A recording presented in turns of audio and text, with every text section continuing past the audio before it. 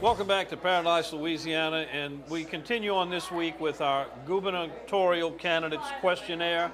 Media members from Louisiana Outdoor Writers Association. Gary, this was your idea. You set it all up, did a great job. It's very important for sportsmen, to sportsmen, to hear these candidates give their opinions on what they're going to do if and when they get in office. Well, you know what I noticed too is the outdoor writers, and they have always chipping in with their ideas, and you as a radio host, TV host, you know, y'all guys have been on this as far as I can remember. Y'all will go to wildlife fisheries meetings. Y'all make a comment on whatever happens in recreational fishermen, commercial fishermen, hunting. So it's well due to make these people go on record, so you know if they get in office how they going. Yeah, because this tape is not going anywhere. We're going to have this tape after the election is over. Let's go there now. And you won't see this anywhere else on any other outdoor television show, I promise you. We're holding the feet to the fire of the gubernatorial candidates for 2015-2016 coming up. Todd Masson with the Times-Picayune. Citizens are facing the issue of sacrificing saltwater fisheries in favor of long-term coastal wetland restoration through massive river diversions. Realizing there is no having it both ways, as leader of the state, how will you resolve this divisive issue that threatens the plan's successes? Well, certainly I don't view the question as an either-or dilemma. Certainly I'll view it as a situation because I haven't seen any definitive scientific evidence that clearly shows that our fisheries are going to be negatively impacted. Certainly I do agree there will be some transitions, there will be some shifts in the populations in the regions.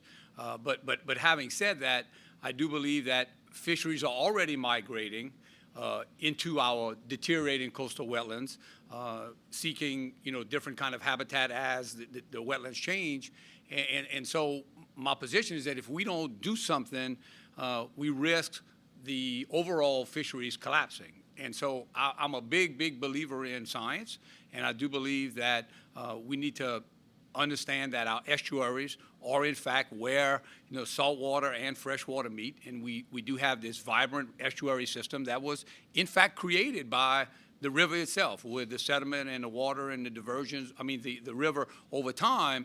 And so I'm a big believer in making sure that we protect the estuaries. When you stop and think of the nutrients that are there, the juvenile organisms that are there, it is obviously the feeding ground for this tremendous, robust fisheries population that we enjoy in Louisiana. Now, having said that, I was happy to be a generation of Louisiana leaders that sought to develop a coastal master restoration plan. I think that was going in the right direction. I think when you take a look at what the state is doing now, it's my understanding the state is actually studying what is the impact of the diversions on the fisheries, and we ought to make sure that we get that science. Again, my belief is not an either-or situation. I think we can do both. I think the challenge of our generation is to, in fact, do both. But even on the most aggressive schedules, we're not going to be doing a river diversion for perhaps 5 or 6 years in terms of the design, the permitting, and actually the construction. We have time, I think, to get in front of this issue, to make sure we have the right science. And then furthermore, I think we have a duty and obligation to work with our oyster farmers. I know that we have a situation over at DNR where we advise oyster fishermen and oyster farmers on how to get out of harm's way, and we compensate them for it. But that was really more designed for the smaller scale projects. Under these larger scale projects, I think we're going to have a duty and an obligation to, again, compensate our oyster folks for the potential relocation issues that they're going to have. So I don't view it as an either-or situation. I do believe that this generation is going to be challenged with trying to get river diversions and mimic some of the historical flows of the Mississippi River, understanding there are going to be some transitions and shifts, but I don't think it's an either-or. And if we don't do something, and I'm not saying that river diversions are the only thing that we have in the toolbox, but I think it's one of the good things we have in the toolbox, and I think we ought to try it. I'm not at all convinced that it is an either-or proposition, that you've got to either do it or not do it, either protect the marsh as it is right now or do some diversions to make sure we take care of stopping the erosions we have. The master plan that is in place was very well thought out. It was driven by science. There was a great opportunity for tremendous input by all the affected parties, and obviously there are a lot of affected parties here. You have recreational fishermen, you have commercial fishermen, you have the oyster industry, you have any number of interests, as well as those who are interested in stopping the problems we're having with coastal erosion. So that plan is well thought out. Legislature approved it unanimously. It is in place. It can still be modified to some extent, but I believe overall the master plan is a good one, and I think the diversion component of the master plan is something that we're going to have to follow, but we're going to have to do so obviously very carefully and with a component of beneficial dredging that does not seem to be as prominent as the diversion component of the master plan, which is causing some of the, I think, some of the discussion, some of the concerns that people have. We've got to be in a position to strike that appropriate, delicate balance to make sure that the fisheries who are dependent upon the marsh for reproduction, for protection, for their existence, have a place where they're going to be able to spawn and where they're going to be able to do the kind of things we need to keep the industry alive. By the same token, we're losing, as everybody knows, a football field of land every hour or so, and we've already seen the tremendous loss, and we've got to do something to try and rebuild that coastline, get sediment diverted there, dredge, and create some diversions to take some of the pressure off of what's going to the Gulf of Mexico. I've chaired two groups formed by the America's Wetland Foundation. One of them was building resilient communities, to talk about the communities that we can try and save and talk about what can be salvaged of Louisiana's coastline, and another one called the Big River Works, and I'll talk about that a little bit more, about the significance of the Mississippi River to all the affected states along the river, with an eye toward making certain we educate people about the problems we face on the coastline. Okay. Obviously, this is a huge issue. What we've got to make sure doesn't happen is those dead zones that we've been seeing off the mouth of the river, that those don't happen in our estuaries. And we know what causes that. It's all the fertilizer and nutrients that are depleting the oxygen out of the water.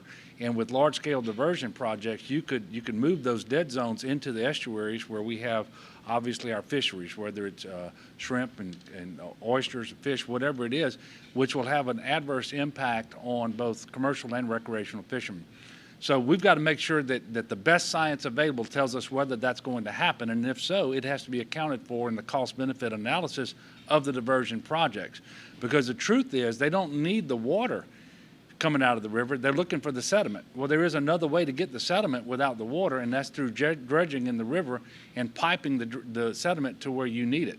And so they need to take that into consideration in an overall cost-benefit analysis and make sure that if there's an additional cost associated with dredging and moving that sediment into the marshland where it's needed, that cost is compared to the cost of degrading or potentially destroying the fisheries that we have in those estuaries. But it's got to be science driven. We can't be guessing about what's going to happen. And the worst case scenario is we spend all the money to build these big diversions and then find out what impact they're going to have, and so we don't actually use them. It would be better to know that up front and make sure we're investing our money wisely with respect to the Coastal Restoration Master Plan. So I think we just have to be guided by the science and by a true cost-benefit analysis, and we have to have the flexibility as we move along to make sure that we do a course correction if necessary and not destroy, because there's nothing that would change our way of life. I mean, we promote ourselves as the sportsman's paradise, and truly we are, so we cannot afford to change our way of life and degrade those fisheries in a way that could result if we do these large-scale diversion projects. Well, we've spent years developing a strong master plan, and I think fundamentally it is a sound and strong master plan. We need to implement it. We can't study things forever. And so I'm going to prioritize some key projects so we're making progress, giving people hope, beginning to turn the corner rather than study things forever.